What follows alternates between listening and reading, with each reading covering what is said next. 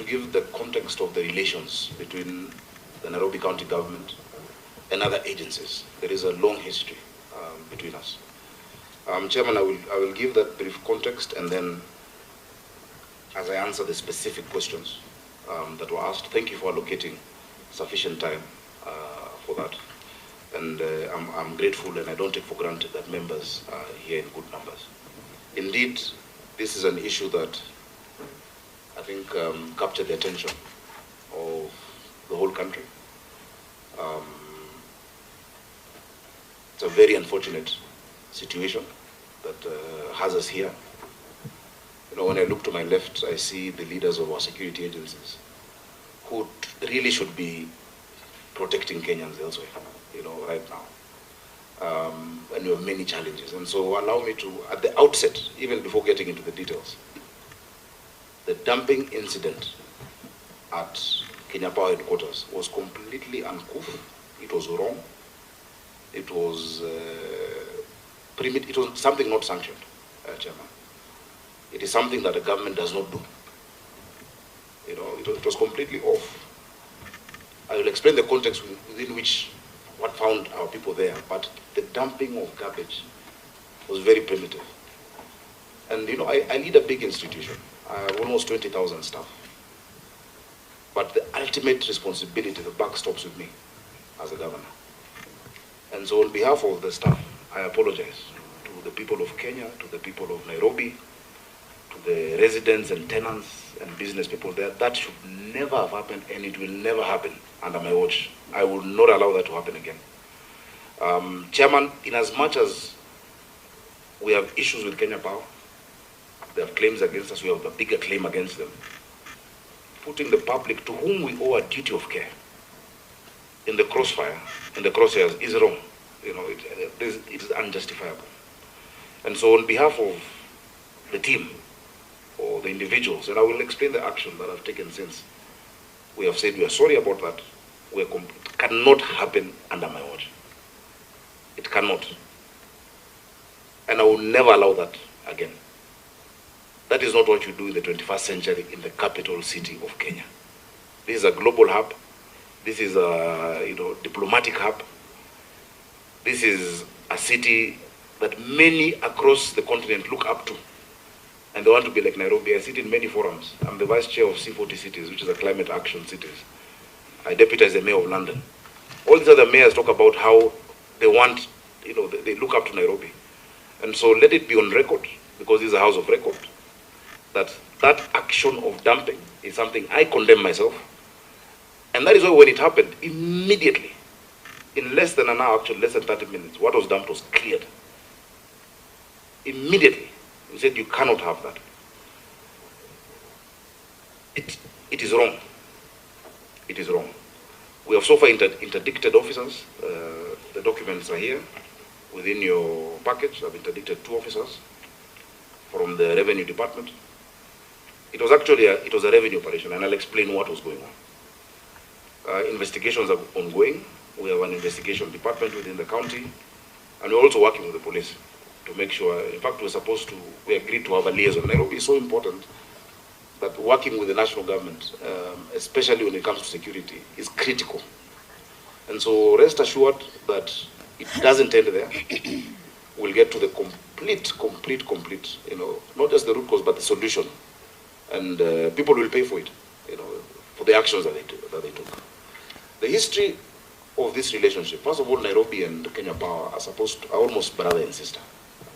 In fact, Nairobi County government is the one that started Kenya Power in the early 1900s. We used to have this Nairobi City Power Syndicate.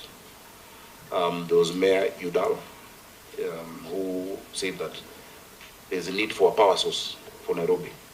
And at that time in 1928, we set up Ruiru Dam to start providing power to the city. In fact, if you look at it critically, Nairobi County has shares in Kenya Power as a founding institution. We started it.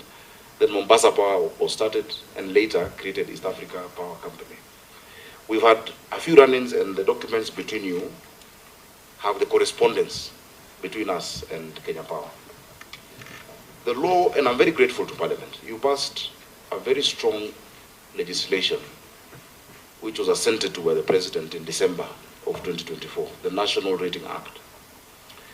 The Constitution in Chapter 12 talks about different revenue-raising roles between the national government and the county government. Part of what the county governments, because we need to raise the revenue to sort out, our hospitals, to build roads, to feed our children. In Nairobi, we are feeding 316,000 of them every day at 5 shillings. To take care of the environment. If you look outside Parliament, Bunge Square, the work that I did here, people want to see it everywhere, And so because of that, we're given the power to raise revenue, and especially through property taxes. If you go to Physical Land Use Planning Act, PLUPA, it talks about development control. Development control includes way-leaves, the third schedule of PLUPA, way-leaves, and it goes to the extent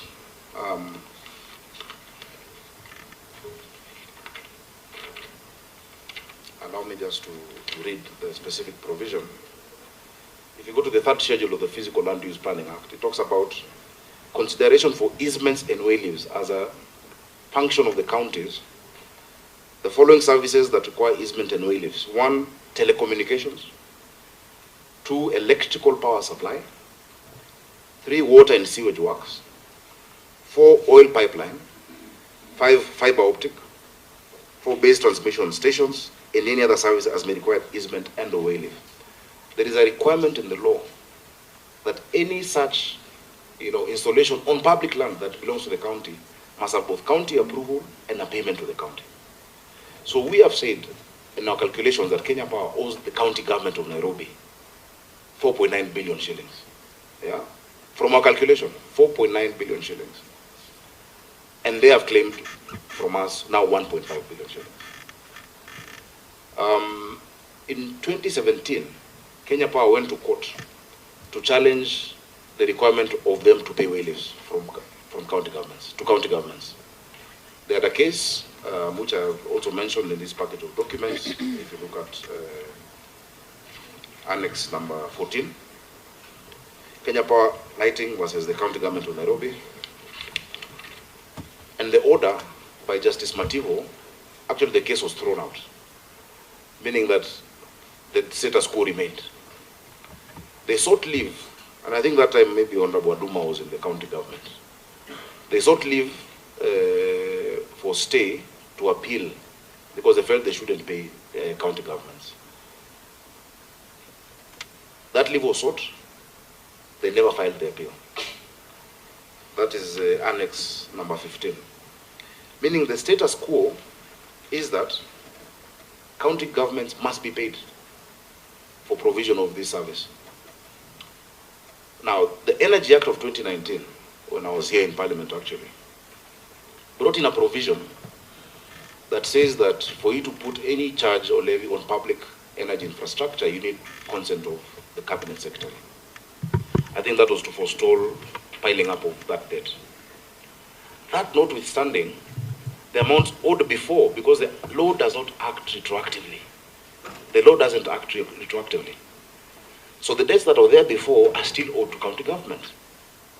So what we did when I got into office, Chairman, is that I approached Kenya Power because a lot of the bills are historic. There are bills from City Council, there are bills from the first county government, the second county government, but government exists in perpetuity. I cannot say that those are other people's bills I will not pay. We started with Kenya Power, and I said, let us do a verification of what you're claiming from Nairobi. We did a joint verification exercise, Chairman, for a number of months. If you look at Annex number 11, because they were claiming 3 billion from the county government. And I said, it can't be 3 billion. What are we selling? After that verification, the bill went to half, to 1.5. The document is in section at Annex 11. It is signed by both Kenya Power and Nairobi County Government. What we found was that there were some meters that Nairobi had been paying for that are not in Nairobi County. There are meters in Turkana. There are accounts in Kisii County, accounts in Kiambu County that the county was being charged. There were some businesses, butchery here, whatnot.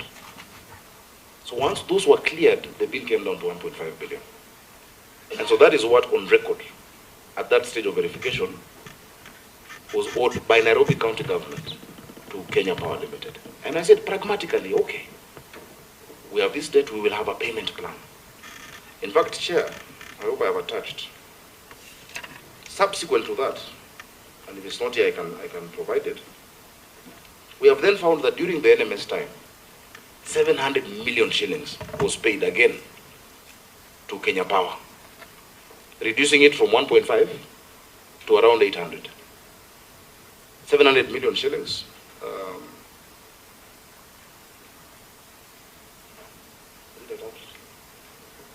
I'll provide that document before midday, Chair, if you indulge me.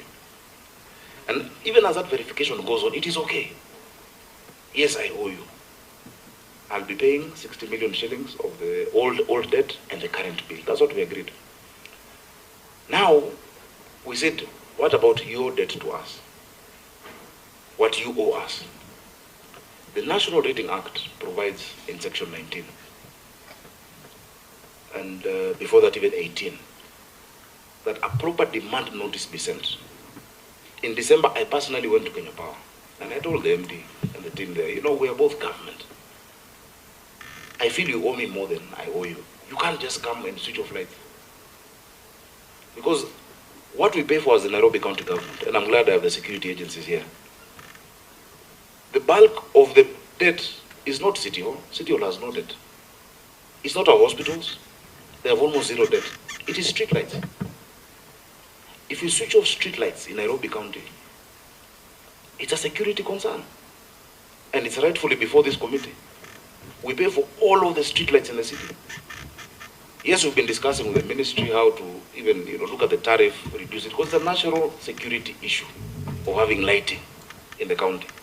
But I told him, it is not proper for you to, once a payment is missed by a week, you immediately come to switch off.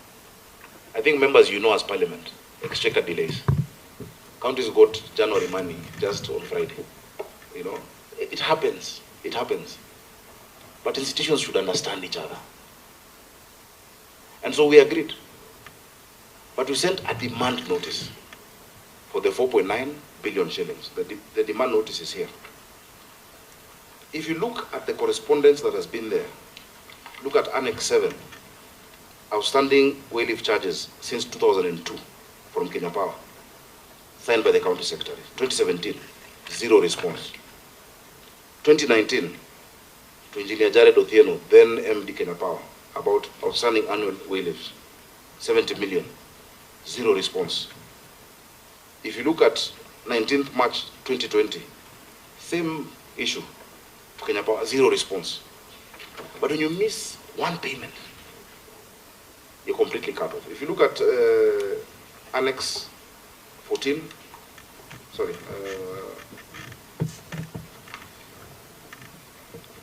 16, if you have it in your bundle, is a statement from Mombasa County. Same issue. Hospital switched off, Coast General Hospital. And the governor talks about it, how those powers undermine devolution. Number two, if you look at the statement by the Council of Governors, the Council of Governors issued a statement last week. And they raised cases in Migori, in Homa Bay,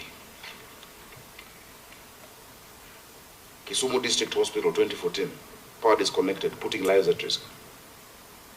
2019, the county offices. Kilifi Civil Registration Office 2023, that serves 300 people daily. Mombasa General Hospital, and then so on and so forth. And so I said, look, as government, we can even offset the debt. Yako ni kubwa kuliko yangu, tuwakata ile pesa na kudai, ile unandai. We agree, sorry Chair, I know in Parliament once you start in one language, you finish. Forgive me for that. Now, after sending that demand to the Kenya Power, of course ignored like these other letters. What do you do as a county government? You use the powers that are there within the law for you to enforce. The National Rating Act, in Section 19, gives the county a couple of remedies. It gives the county a couple of remedies. And it says, where any person fails to pay any rates of interest due from them, as provided for under Section 16 of this Act, and whatever is in development control under PLUPA, having been properly served with demand defaults in paying the rates, the county government may, 1, levy a penalty at the prevailing central bank rate, 2, deny certain county services, which is what the county did. We denied them water and sanitation services, which we provide. 3, institute a suit against the defaulter. 4, create a charge against the rateable property by notifying the registrar in charge of land. People ask, Steamer Plaza is not owned by Kplc, but the rateable owner in this law is the person who pays rates. The rates for that building are paid for by Kenya Power and Lighting Company. Now, those are the ones we went for. So please, I need to be clear, we did not go to Kenya Power because of retaliation or because of our bills. It was not about electricity. It was about way-leaves and land rates. Having served a demand notice, which is in this document, dated December 6th. The other thing it says that you can actually appoint a receiver on the rateable property to recover rent from tenants and occupiers. So if you have an apartment building and you have not been paying rates, the county government can take it over and actually collect rent from the residents. It's something that we have actually done before in many places, and we issued a notice that the time is coming for people to, because everybody must pay their fair share for us to have a clean city, for us to have a city of order, for us to have a city where we can provide services to our people. Everybody must pay their fair share. We have 256,063 parcels of land in this county, but only 50,000 people, 50,000 accounts are paying. They're carrying the burden for everybody else. And more still, if it is other agencies of government that do not even consider that they should pay anything. And we want the member of public to pay, but our institutions are not paying. So what happened then on Friday is that, 1, we clamped down the building, Kenya Power. We denied them the county services after having issued that demand notice. For them now to come and say this will be our payment plan for what we owe you, or even to say on record, we don't believe we owe you, and we take it to court. On Monday, the unthinkable happened, which I again reiterate is crude. That an officer, one officer, you can have 20,000 officers, but one just decides to tip. They tipped the garbage. It was completely disappointing. You don't do that to your people. And that is why I immediately told them to restore the area. What has happened since is that we have met with the ministry together with the head of public service. We agreed after the meeting, because you couldn't just restore. Once you've issued a demand enforcement notice, you can't just withdraw it without a resolution or a way forward towards settling what the issue was. And that was a meeting that was held at the office of the president, led by Felix Koske and Kenya Power and Opio and I. We agreed. We said yes, based on this, because we've agreed with the cabinet secretary that the commercial issues of debts between us shall be solved between the CS of Energy and the governor of Nairobi. We have a meeting on Wednesday to look into it. We restored the state of things at KPLC headquarters. We did a cleanup exercise. We did a fumigation. We have, with our public health teams. Of course, we work very well with NEMA on many things. And we're discussing things to do ahead moving forward. We work very closely with them and these other agencies. We've restored, in fact, we said we shall even beautify additionally. And I personally, will also engage with everybody around that place because they're our people. But there's one thing that I need you to understand. Counties are not being greedy when asking for payment, especially on commercial services. We can say, okay, from Energy Act 2019, energy infrastructure, maybe we can discuss, let's not charge. But tell me, Chairman, I'm sure when you live here, I will give you a chance to just look on the road. You will see a blue cable, a yellow cable, a red one, running, cutting across for, internet service providers. These internet service providers used to pay counties for WILIFs. But what happened is that this entity, now for the commercial aspect, tells them, instead of paying the counties, come on our posts. And when you're on our posts, you not pay us. So these ISPs were asking, Governor, we thought that Kenya Power pays you for what we pay them, because they pay them commercially. I told them, no, they don't pay a shilling.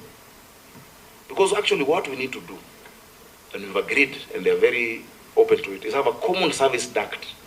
A common service duct, where whether you're Jamii Telcom, or Fiber, or Safaricom, or Zuko, or whoever it is, you can't put your cable. It is within, it is concealed, it is neat, it is not what we've been seeing. That has led to even cutting down of trees. Every day, trees are being cut down because of those cables, which is commercial. It is an example I'll give you for clarity. Every vehicle that goes on the expressway has to pay, isn't it? They pay. So this is one guy with a large truck that carries other vehicles saying, instead of all of you paying, enter my truck. So this truck has carried another 20 vehicles, and he's the only one who's paying. Now, in this case, they're not even paying. These service providers, we are supporting the digital superhighway. This capital must actually look neat, and that's something that we will continue pursuing. That let's have a common service duct. Because today I do a road, one person comes, digs it up to put their cable or to put the infrastructure. They restore it halfway.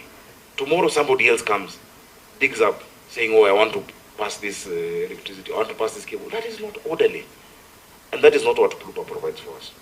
So question number one that was asked was the specific actions. I have responded to that. I've said that the decision to block the entrance and to cease provision of county services was a county government decision pursuant to the provisions of the law. The incident where the truck tip was not sanctioned, that one I completely apologize. I mean, I cannot say it enough. It was wrong, primitive, completely not sanctioned. 2 senior officers have been interdicted as investigations continue. Number 2, you can expound on that. Which officers were these which were interdicted? So the interdiction. And of course, what are their mandate? Okay. Yeah. The interdiction letters are in the bundle. They are annexed. There are 2 officers.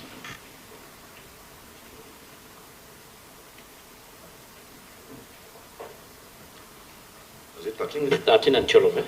Yes, yes. You can see. Thank you, Chair. The first officer is Dr. John Doity. He's the Acting Director of Revenue Administration. Yeah? And it says preliminary investigations indicate that he directed the dumping of garbage outside Stima Plaza along Kolobot Road within Parklands. In view of the foregoing, you are hereby interdicted from exercising the duties of your office with effect from the date of this letter, pending finalization of this investigation. By a copy of this letter, the Director Investigation and Information Analysis is required to expeditiously complete investigation into this case. That the director was there. It was a revenue operation. The second person is Sankale Lempaka, who is a Director Debt Collection Unit. Yeah, Debt Collection Unit, what you call the DCU. In the letter says debt management, but it's not it's the debt collection unit. And the ones who do that operation. So they have been interdicted. Because, there are drivers and whatnot, but those people, they follow instructions, and they're innocent. The person who can give such an instruction, pour garbage to the people, I think that is where we're taking our administrative action. Because look at who you have here today. You're the Inspector General of the whole country. The DIG, 2 DIGs, DCI. Because one person said pour garbage. It's completely wrong. It's not right. So I've taken that action, Chairman. The immediate measures taken by the county government to address the public health risks is immediately, first of all, there are measures taken to remove the dumped garbage. that what was thrown on the ground was removed within an hour maximum. I think it was less. Immediately. We didn't let it sit there. We didn't let it stay.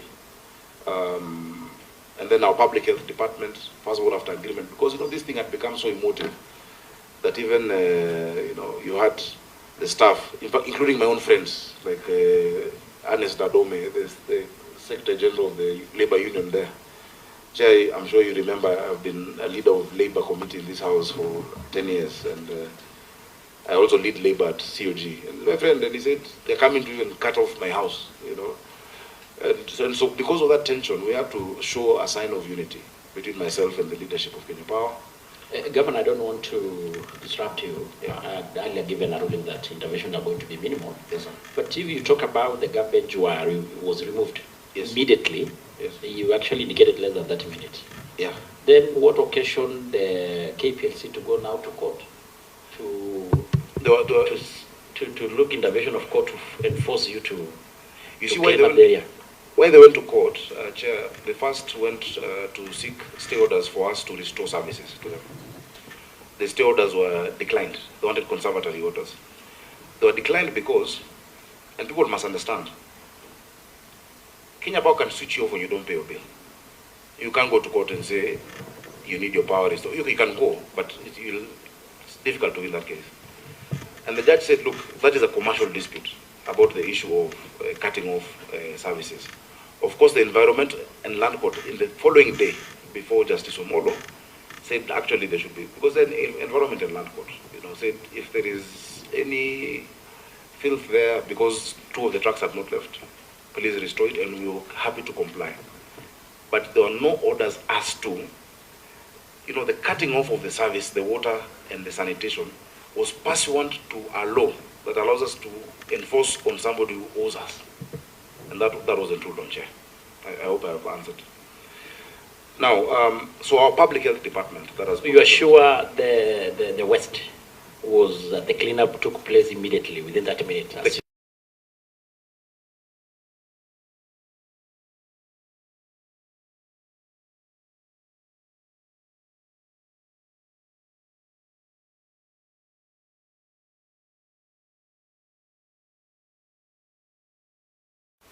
That is how many days after? Like 3 days after. 2 days, okay. Yeah. Just go. Yeah, I don't know, sir. Chairman, I'm fully aware that I'm on oath. And so I give the whole honest truth. And where we're wrong, I admit, Chair, where we're wrong. Yeah. So our public health department, we had fumigators. I have photos here. If you look at the first annex and the second annex. And Chair, I've been leading cleanups every Sunday evening. We have Green Army of 3,500 young people. And the CBD has been getting that cleanup etc. So this cleanup, the last one we've done, we sent teams also to Electricity House here within Harambee Avenue. And we sent, I think, 100 or 200 of the young people who went to Steamer Plaza fumigators. The measures taken in collaboration or coordination with other agencies such as NEMA and public health officials, considering that Nairobi City County Government has primary responsibility on health and environment as per the Constitution, we've effectively addressed the issue, but we work closely with NEMA. They had also issued restoration orders, which, of course, we respect. We respect NEMA. We work with them in many aspects. In fact, my CEC, my Chief Executive Officer, County Executive Committee member in charge of Green Nairobi, is actually a NEMA employee, seconded to the county. So we are one. We are working now on extended producer responsibility on the issue of dumping, material recovery facilities across the county, together with NEMA. The measures that Nairobi City County Government has put in place to ensure safety of residents affected by dumping of garbage and sewage. And Chair, for clarity, no sewage was dumped. No sewage was released. That now just... It would be any, I have no words. None of that happened. In fact, what happened, Chair, was at Electricity House, when the service was cut off. Normally, when that service is cut off, you don't use those facilities. And you have to come and agree on how it's restored. But it's almost like an order was given for them to flush the system from inside. And so that is why you saw something on the road. It was not dumping, that as if you'd send an exhauster to go and pour sewage. That is quite, that never happened. It didn't happen at all, And we so don't want to go there because Kplc is not here to prove that part, whether it's true, it's them who... Yeah, but it came from me. And actually when that happened, Chair, I immediately instructed Nairobi Water Company to just restore, because then I knew the next day we were having the meeting with the minister out of goodwill. I said, even before the resolution of this, just restore, just reconnect. And that reconnection was done on Thursday evening, before our meeting the following day.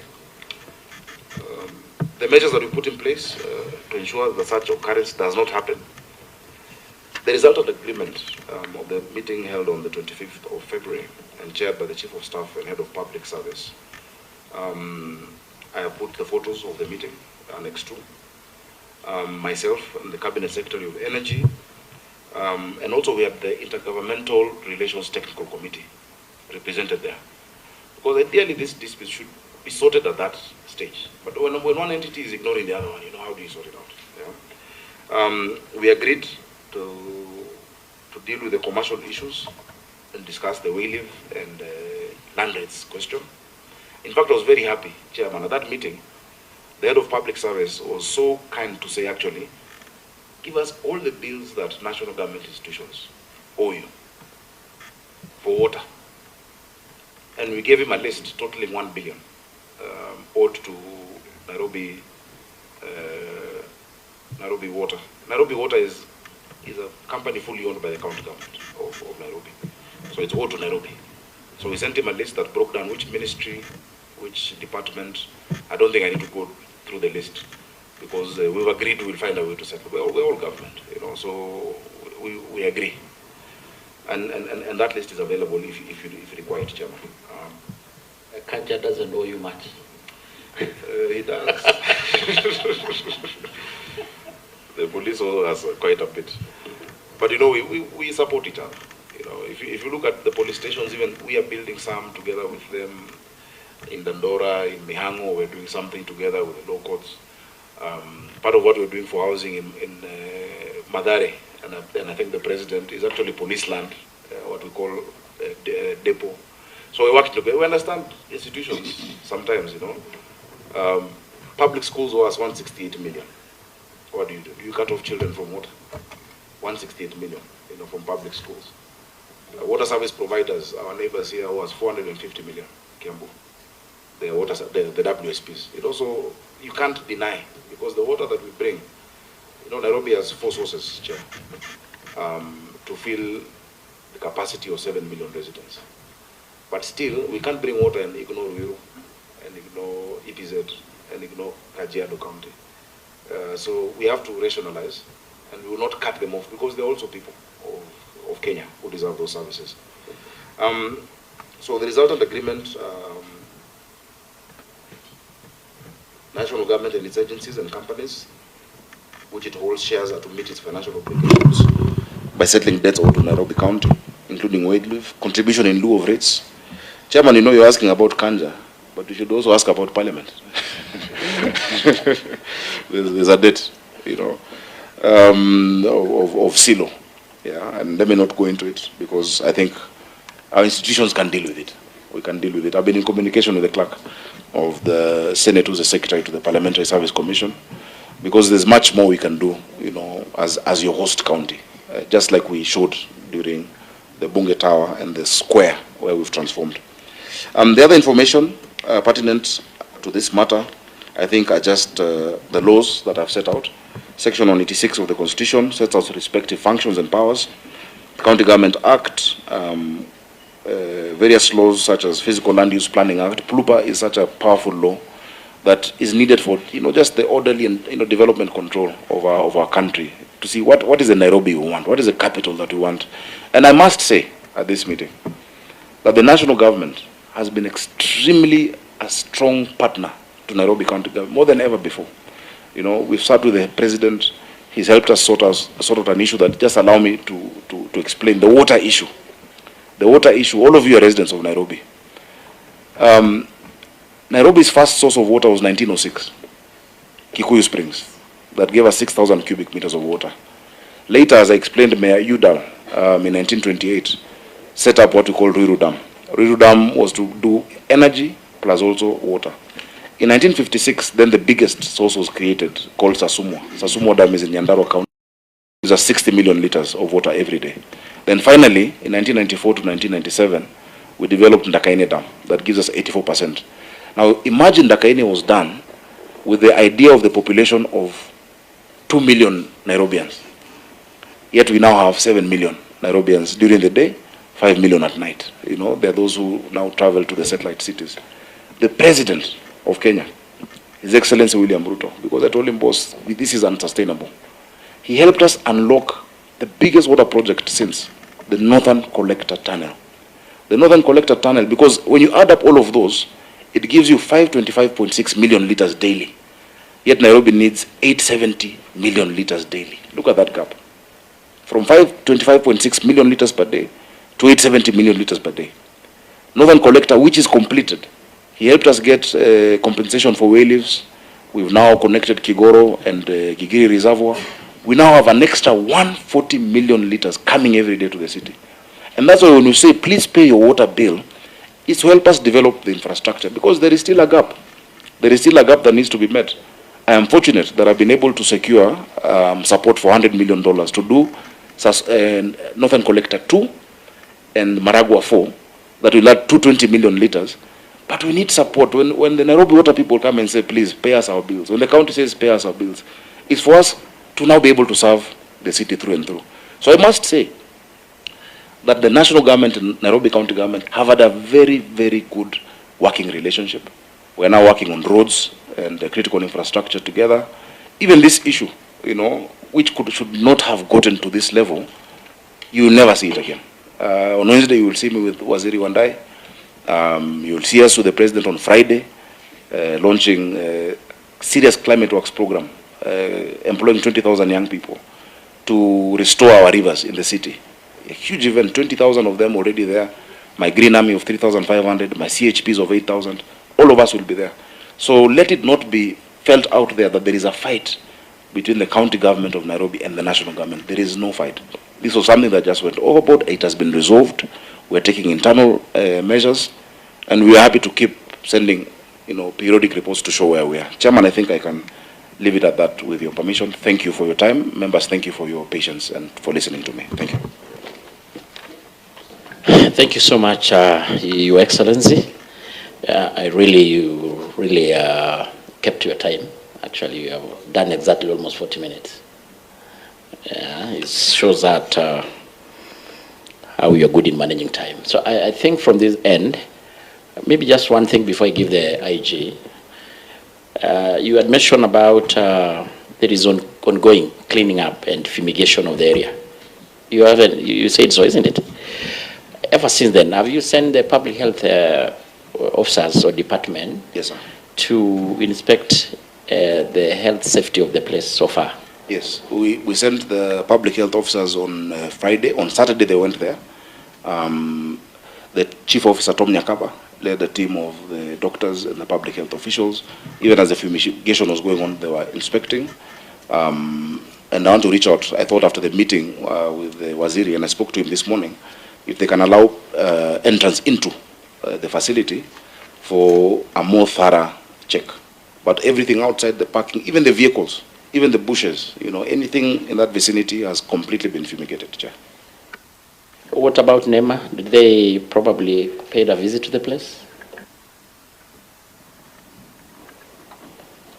Yes, Chairman. We did visit on the day of the incident, and we issued, as the governor said, an order for them to undertake cleanup and also ensure that the trucks are removed, because it's really against the provisions of both our Constitution and also the Environmental Management and Coordination Act. Chair, could I just ask a question? Would it be in order to put the Director General of NEMA under oath, because we also have questions for him, or that's not important? I don't know whether it was an omission, but we actually didn't invite him, but having him around will be more valuable. But I don't think we should not divert much, because we stick to Chair was invited to this committee. Sorry. Yeah, okay. But I think the main guys here is IG and the county. Yeah, the reason why I'm asking is because we also have questions for him, given his mandate.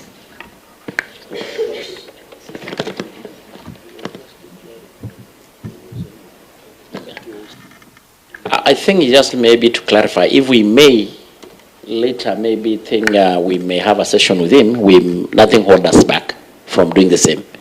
But largely today, let's have the two departments or the two teams.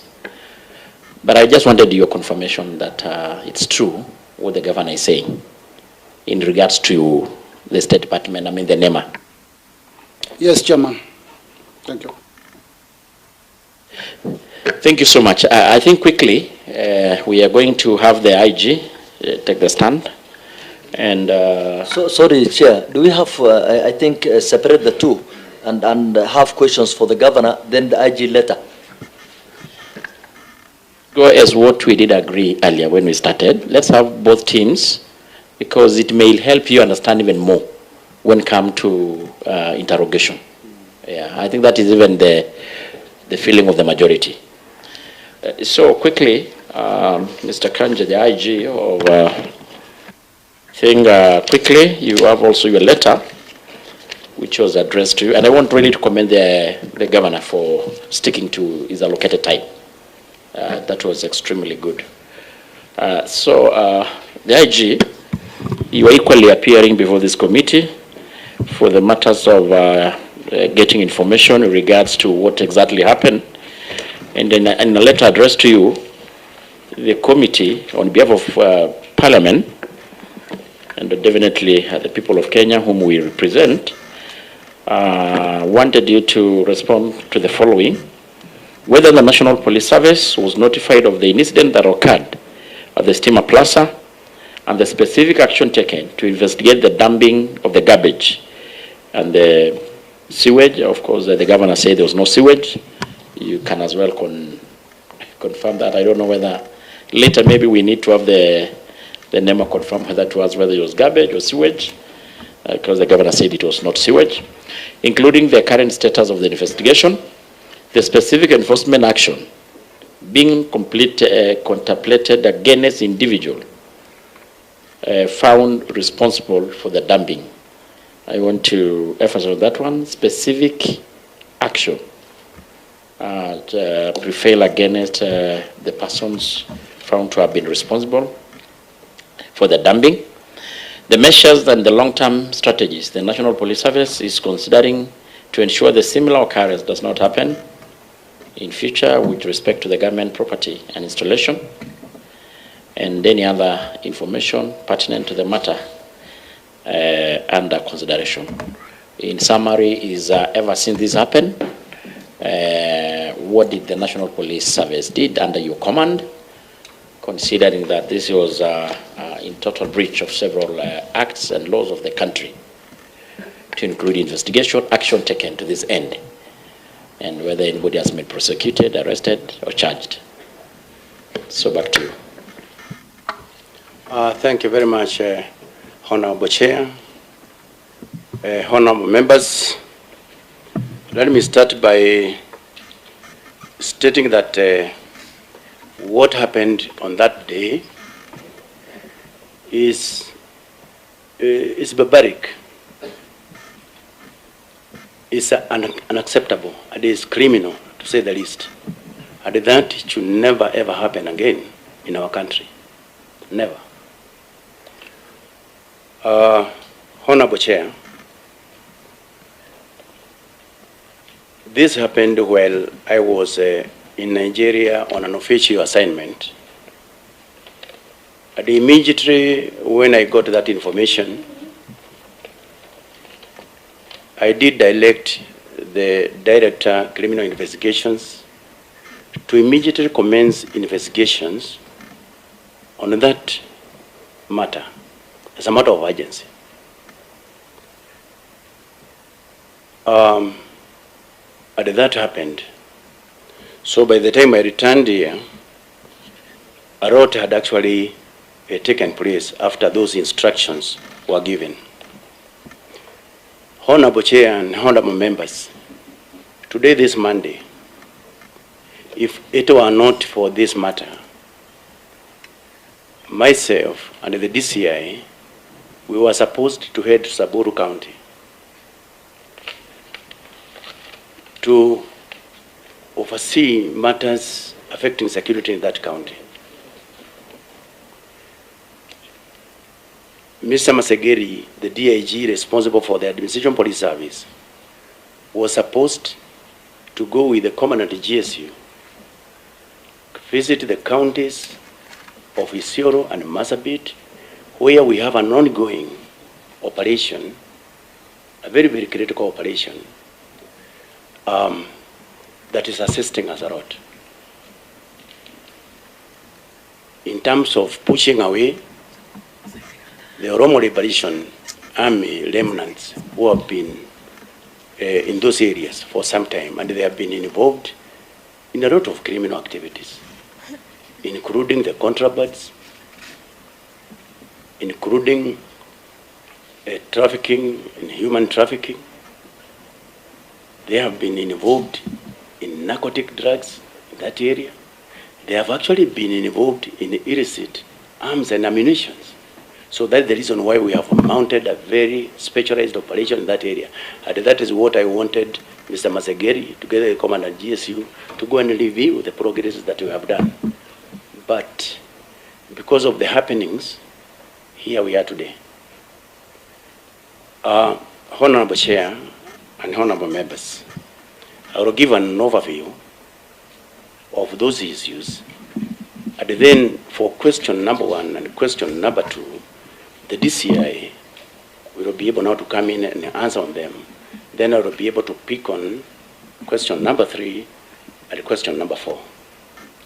And among the stars here, the two DIGs can also come in if there is a matter that they can be able to come into.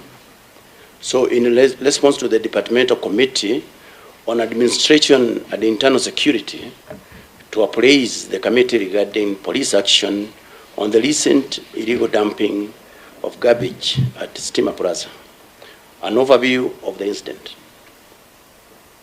The National Police Service indeed received information on February 24th, 2025 at approximately 0800 hours.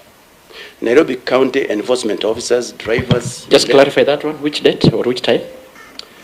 0800 hours. That's in the morning, on 24th. 24th is Tuesday or Wednesday? That one was...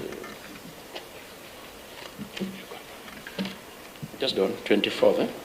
On 24th of February. Okay.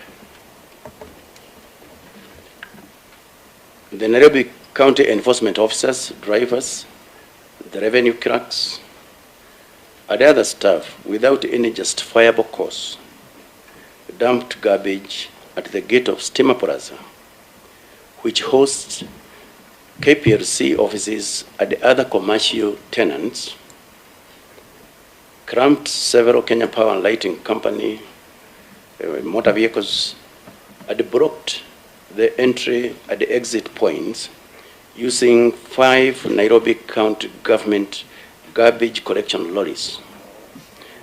And as a result, the KPLC customers were unable to access services at the company's headquarters in Igara.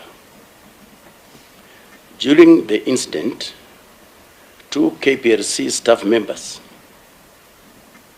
Barbara Wachira and David Mauti Kiarago, were arrested by the Nairobi County enforcement officers and later released without being preferred for any charge under the Nairobi County bylaws.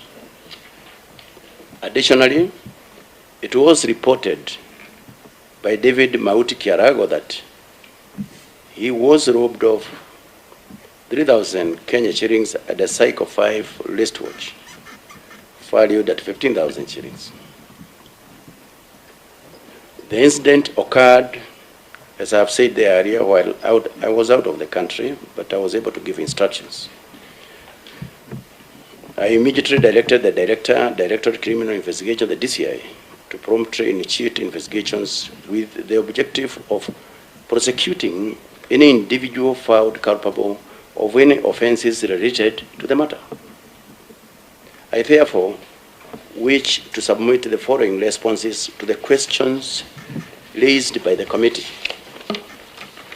Chair, honorable members, as I've indicated there earlier, for question number 1 and question number 2, I would wish to call upon now the DCI to come in and deal with them,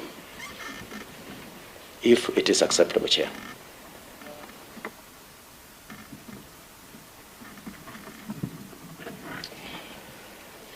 Thank you very much, Chair. As indicated by my Inspector General, I will confine myself to question number 1 and question number 2, Honorable Chair. As regards to question number 1, it is true that the incident was officially reported at Parklands Police Station by 3 KPLC officials, namely Honorable Chair, Anthony Jaka Muganda, Ms. Barbara Wachika Wachira, and Mr. David Mauti Kiriago. We were able to reduce their complaints into writing under 4 separate police entries, Honorable Chair, 3 of which were documented on 24th of February 2025, while the 4th entry was recorded on 25th of February 2025. The first one was OB number 37 of 24 February 2025, and the nature of the complaint was robbery with violence.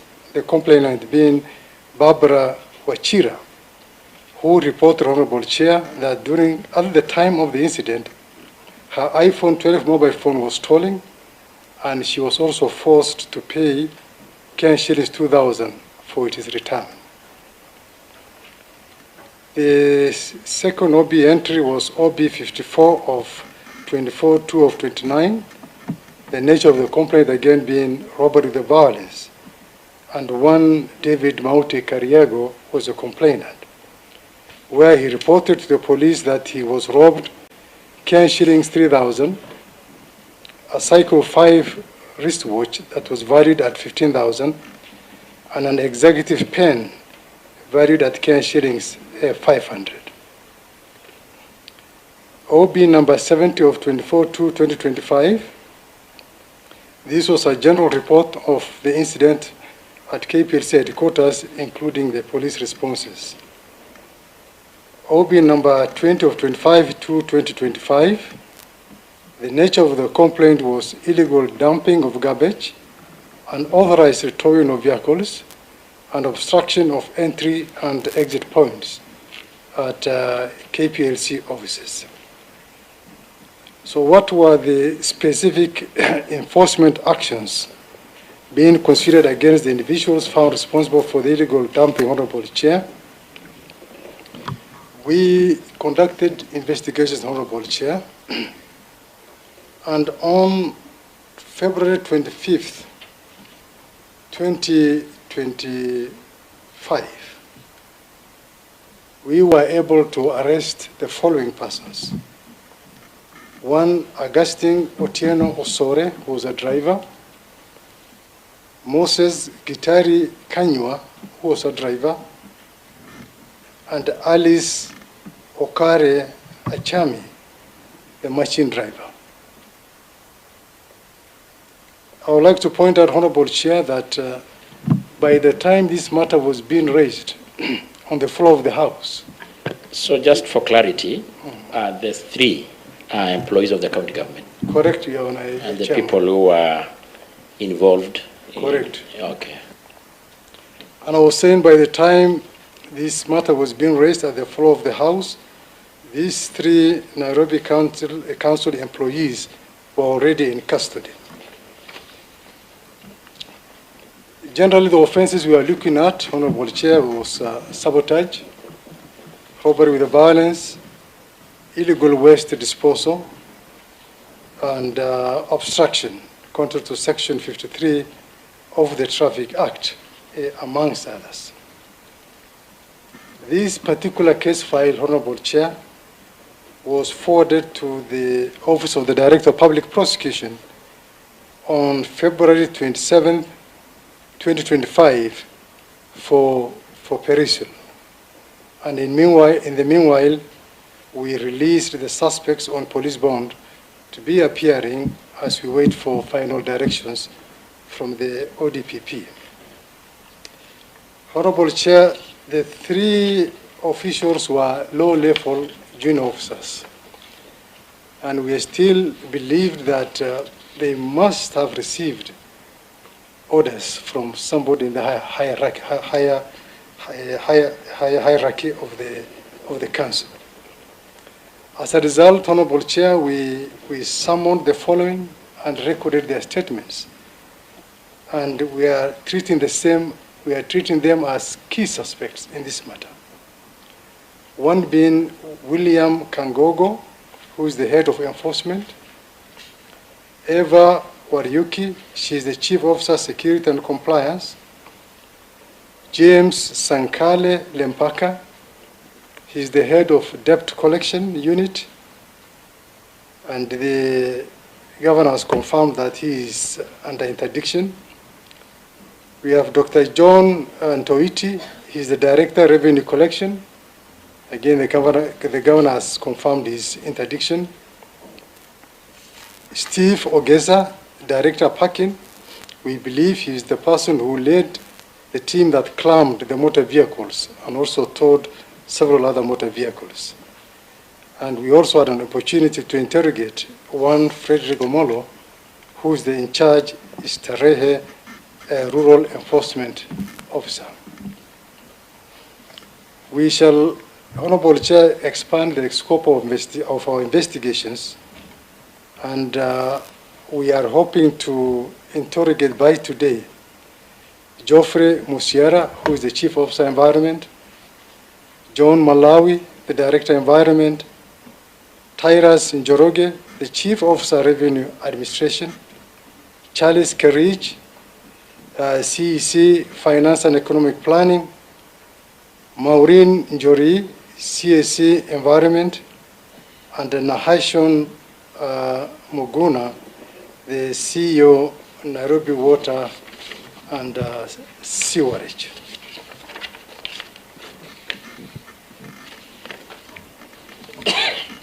Honorable Chair,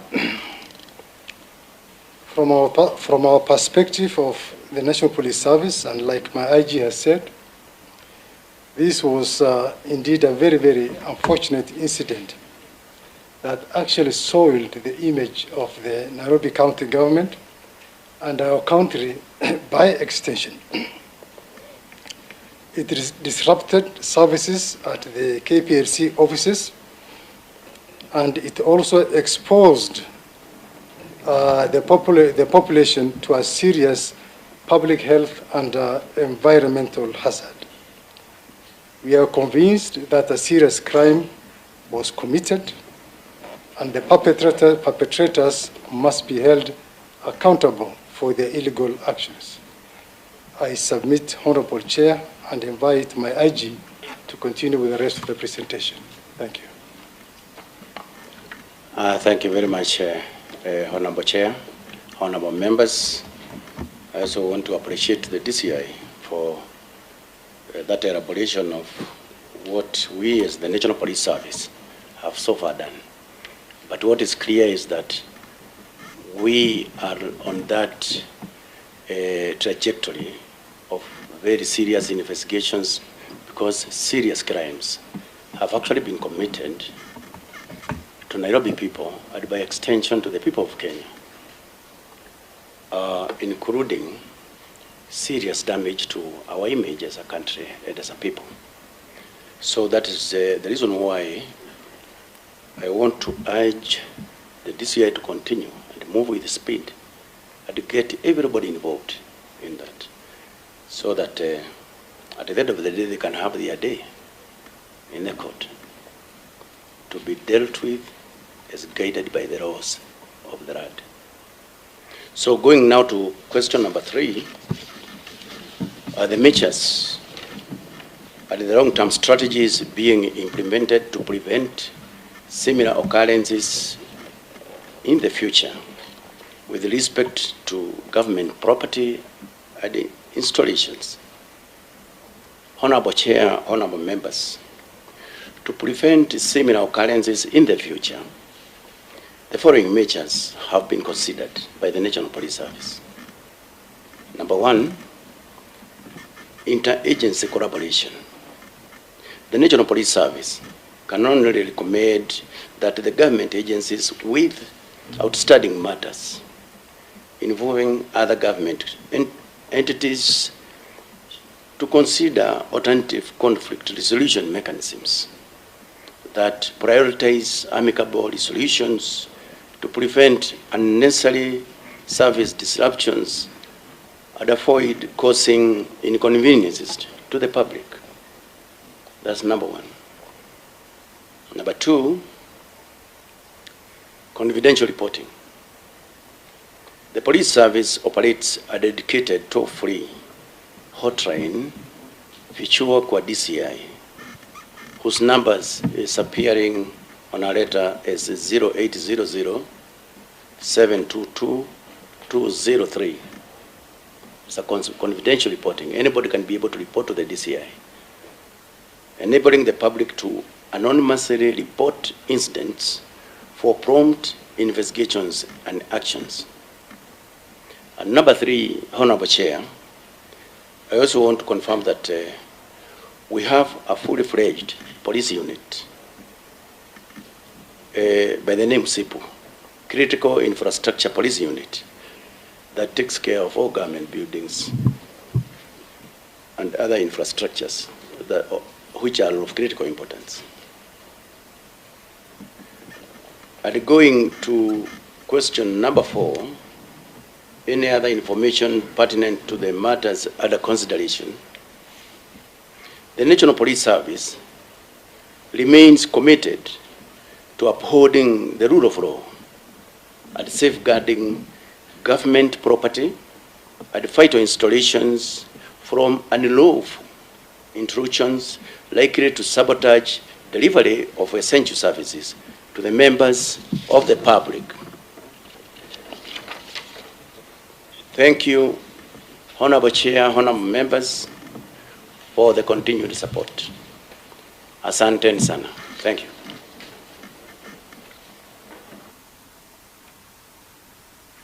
Thank you so much, IG and the